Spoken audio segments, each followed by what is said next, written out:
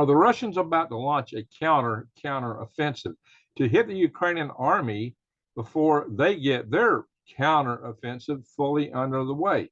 Well, that is what some intelligence sources are speculating about. That is what they think is about to happen. As a matter of fact, Ukrainian intelligence tells us that the Russians are amassing 180,000 troops. 120,000 are going to be in the Lyman Kapats, I hope I say that right, corridor, and about 50,000, which is in the Donbass region. It's in the kind of the northeast of Donetsk, no, not northeast, in the very northwestern corner of Donetsk. They're talking about putting 50,000 soldiers additionally around Bakhmut. So this is being painted by some to be like the Battle of the Bulge for the Germans. You know, the Germans in their last great hurrah to try to turn the tide from the Western invasion to come back in and take them, conducted the Battle of the Bulge, where they come out of the forest, the Ardennes forest, and hit the American and Western armies really hard. So is this what this is in this case? Of course, it may not be. I don't think this is their last ditch attempt, because Russia does have a lot more reserves to draw upon than does Ukraine in population, factories, and things like that. But of course, the West is throwing a lot of ammunition, you might say, in the Ukrainian fray. So where's this going? Do the Russians stand a chance? Some say that they're going to try to retake some of the lands that Ukraine just, some of the small lands that Ukraine just took in their counteroffensive so far. And some are even speculating that Russia has designs to drive on into Kyiv.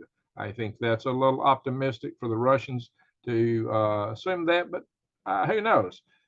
There's a lot of different claims and counterclaims about what's going on here, because we are in a fog of war.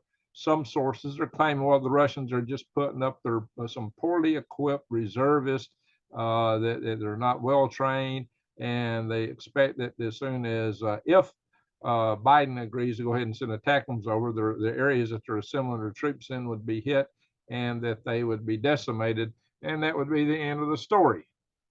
On the other hand, it looks like the Russians are actually have been and are now especially drawing some of their elite troops, some of their paratroopers from afar afield within Russia, troops that they had counted on to provide defense in other sectors, like from an invasion from, say, China or other areas, that they're taking troops out of these places that Russia wants to defend from other things.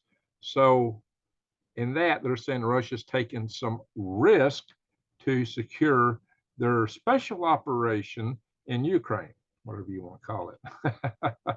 So this means that this is really existentially important to Russia. Another thing that's claimed is the reason they seem to be focusing on the Donbass. So some say they don't want to fight in Crimea because the logistics in Crimea are problematic as a battleground for Russia to suddenly commit a lot of troops to, because they may get cut off, such as the Kerch Strait Bridge gets taken out entirely. And we know one of the bridges across the swamps there into Crimea was hit recently by the Ukrainians, and it's said that it's not sound for travel now. So the points of access into Crimea are getting more limited and are subject to being hit by long-range missiles and things like that. So they could be isolated. So maybe they don't want to fight or send their main forces there, although I've maintained in the past that Crimea will be exceedingly hard to take. And I think Crimea is the primary objective of Russia, because they have their Navy base there in Sevastopol, which has given them superiority and the ability to dominate the Black Sea since the late 1700s. So that is crucial, and that's a big major warm water port for Russia, especially that gives them access from the Black Sea to the Mediterranean and ultimately the Atlantic. So that is crucial for Russia. On the that's like existential. I've often said that Russia would probably fight a nuclear war to maintain Crimea. So this is where the stakes are, but it is thought that they're putting a lot of force into Donbass to draw the Ukrainians' attention away from Crimea. So instead of them being able to come down there and hit that, suddenly they got focus up here where they're being hit. So that is a believable strategy from the Russian side, although Russia might be putting some forces here. Maybe they got something else, another trick up their sleeve to come around and hit. I'm really surprised that Russia never went down into Western Ukraine from Belarus to cut off NATO supply lines. Had they done that, they might have terminated the war earlier. I expect them to do something like that. Maybe they just couldn't do it. So maybe they are in worse shape than some assess them to be. And of course, there are others that say they're in even worse shape than that. Again, we got the fog of war. So it's hard to know all the details because you will hear a lot of intelligence rattled out by one side versus the other, talking about units and strengths and, you know, who's taking what. And they don't agree with each other, not at all. So we'll see in the end how this works out. The key thing for us to know is that the conflict is about to get a lot more intense.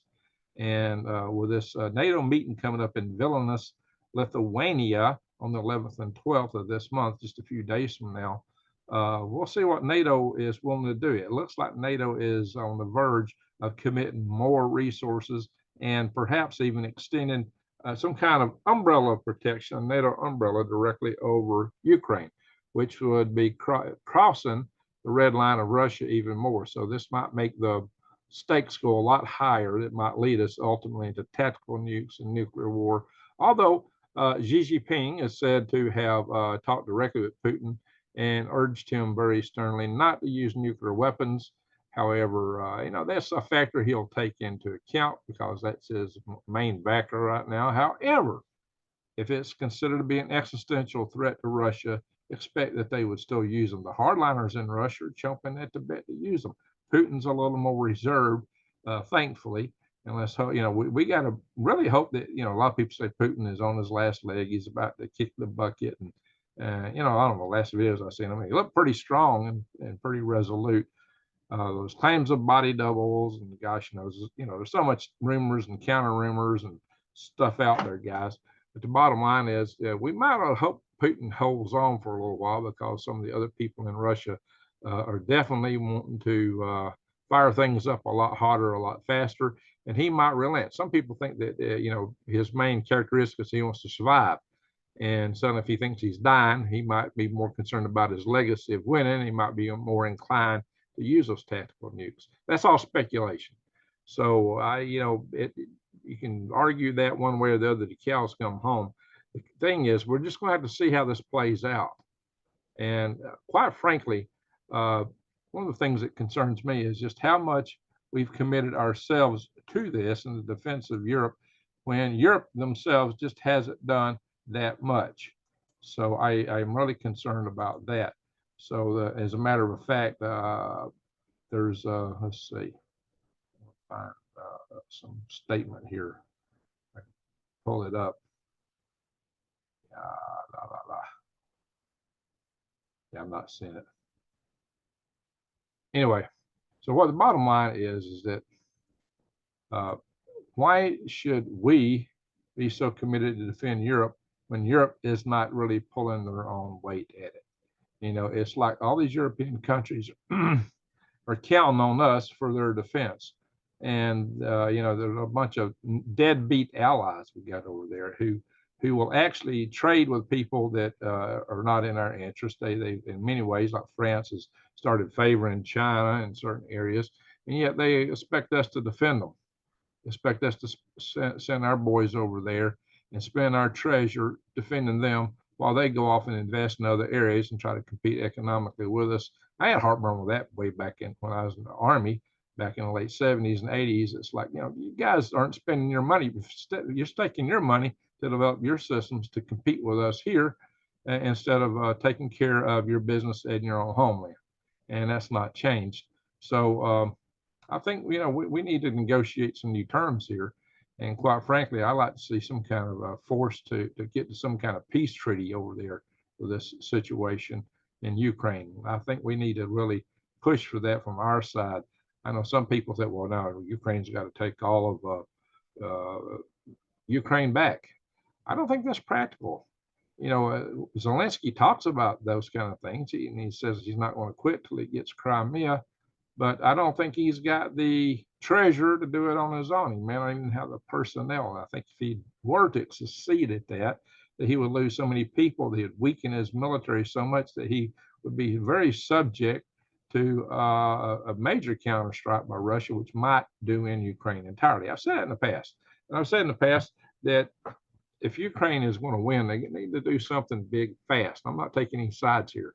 If Ukraine wants to win, they got to do something big fast. And this their so-called counteroffensive has been somewhat less than absolutely spectacular of late.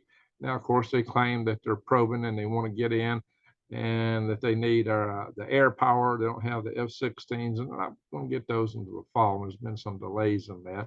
So Ukraine just really don't have what it takes to back up their wants.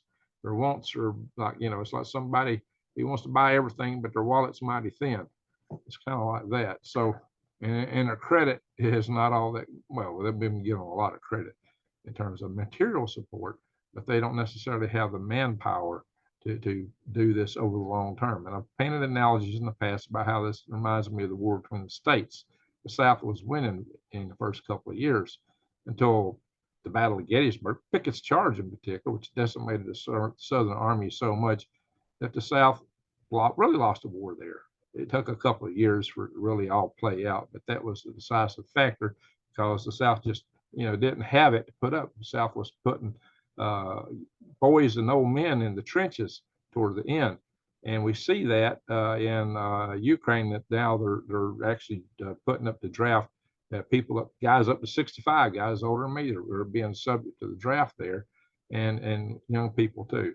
So right out of Kyiv, that's the kind of thing they're getting to. So that tells me that they're already getting to a point of desperation there. I hear Russia's desperate, that they've had a heavy attrition, but Russia does have more people to draw from. Now, maybe the Russian army isn't as enthusiastic about invading as the Ukrainians are about defending their homeland. I can see that. But the same was true in the North and the South. The Southerners were, hey, they were defending their homeland. A lot of the Northerners didn't even want to be in the war.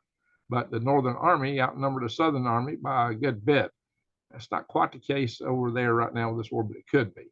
So, like I said, the Russians have more reserves to draw from if they're willing to commit to it and stay with it. Right now, it looks like they are.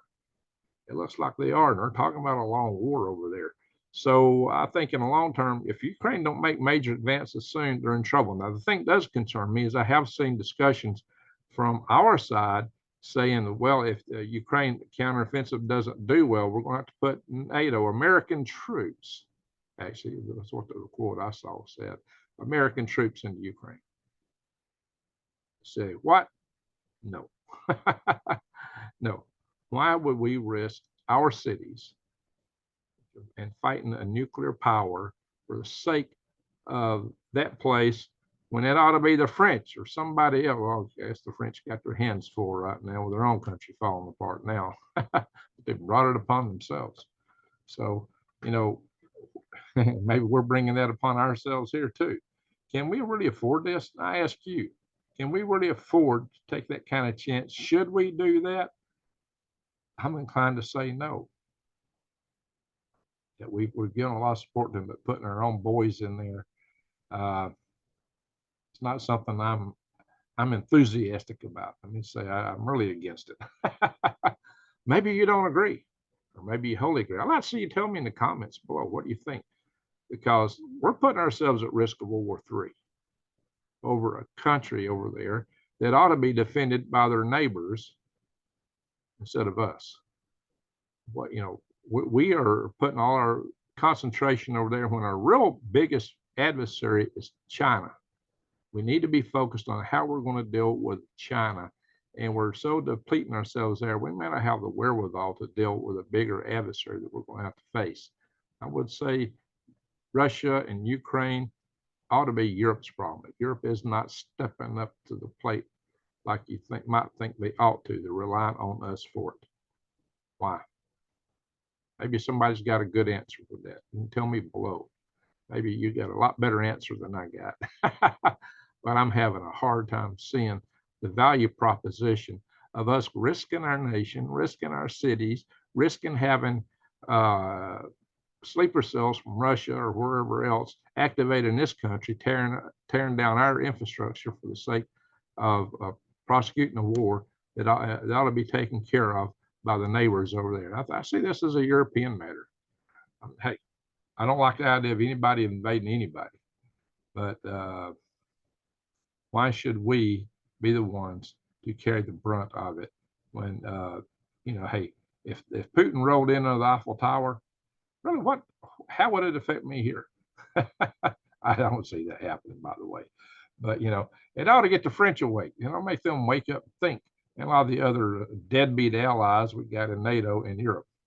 So I got to say, at least for our allies over in the East, Japan and South Korea, they take what they're dealing with seriously. They see the prospects of China as a serious adversary. They're stepping up the plate. They're spending, Japan's doubling their defense budget. And the Philippines decided to let the American forces back in because they're worried about China. So I don't know. And that's a whole nother debate we need to have. How should we react to the Far East? But that's not the subject of this video. My friend David Pine has different opinions. He says we need to let China have their sphere, but we should demand that we have our spheres of operations. And the same with regards to Russia. Question is, what is our sphere really, since we're so deeply embedded with both South Korea and Japan? Shoot, they got factories all over Alabama. South Koreans and Japanese do. I can't think of one European factory over here off the top of my head. So I don't know. We're very intertwined with the Asian economy now, and they seem to be freedom loving and seem to be willing to step up the plate. What's going on with Europe? What the Poles are. The Poles definitely are trying to take care of themselves. The Lithuanians, the Baltic states, they Estonia and Lithuania and Latvia, they don't want Russia. And they're doing what they can, but the Baltic states are tiny. They don't have much to put up. And so they are reliant on NATO very much. All right, said enough. The bottom line is that Russia looks like they're poised for a counterstrike. Can he pull it off? What's going to happen? Or is this to be their last hurrah, Battle of the Bulge? Or is this going to be just the beginnings of something that's going to last for a long time? And that's the way I see it. I really think that this is the beginnings of something that maybe they'll just hold Donetsk and Luhansk and Crimea, the Donbass area for a while, and let the Ukrainians attrit themselves trying to cross those tank barriers, the land mines, the dragon teeth, the trenches, and taking withering artillery fire to the point that the Ukrainians will be so weak that they'll just move in later, some later point in time. I don't know. I'm going to do a video on how this is working in pretty soon. And there's different ways it could end. I hope we can end it in a peace treaty. And then David Pine's been talking about that of late. Now, my friend Lee Wilbarger would say that, hey, we need to take all of Ukraine back. We need to get in, he would probably favor us being more involved in some fashion and go all the way to Moscow and put Putin in trial. I think I'm sorry, I may be putting words in his mouth. I don't want to put words in anybody's mouth, but there are, definitely Zelensky would like to do that. And going into Moscow and taking the government of Russians, if it were Western forces doing that, that would be an existential threat to their very existence, which would cross every red line for them to launch everything they got. We don't need to be part of that. If they want to do that, let them do that on their own. We need to pull out of that part. Anyway, that shouldn't be our business. That's my humble opinion. You may not agree, and that's fair. I'm not asking you to come here and agree with everything I say, because I got friends who are on both sides of this. I got friends that are absolutely over here and friends that are absolutely over here, and they will argue till the cows go home. I'm trying to be middle of the road here. The reason I want to bring this to you is because it puts a risk to us here at home if we get into World War III with Russia, just from the hacking that we could face, from sleeper cells that we'd face. That would be very devastating to our country, just that alone. If we get an EMP attack, which Russia looks at as electronic warfare, which totally devastate our country. or if the nukes fly. Actually, I would tell you that the EMP is far worse. Good news is the heat on the so-called bombing attacks of Zaporizhzhia looks like it's down. However, the bad news is that cooling pool, is supplying spent fuel rods that are still hot and evaporating a lot of water. And over time, that pool will be depleted if they don't come up with some other means to replenish the water. And they're running on a backup power line to run all that stuff on right now. So, yeah, the maintenance of that plant is in question. As is the plants in many other areas of Ukraine right now because they're running on lower staff. And in fact, there's been no maintenance at Zaporizhzhia for like a year. So that puts a plant at risk. You don't want to run a nuclear plant, even in the shutdown phase on a skeleton crew. There's risk, a lot of risk there. But apparently, at least, it sounds like nobody's going to be blowing it up anytime within the next few days. That's the good news. I'll talk more about that later. Anyway, thank y'all for watching. Subscribe to my channel, bang the notification bell, and click all. And with that, I'm going to say, Greg out.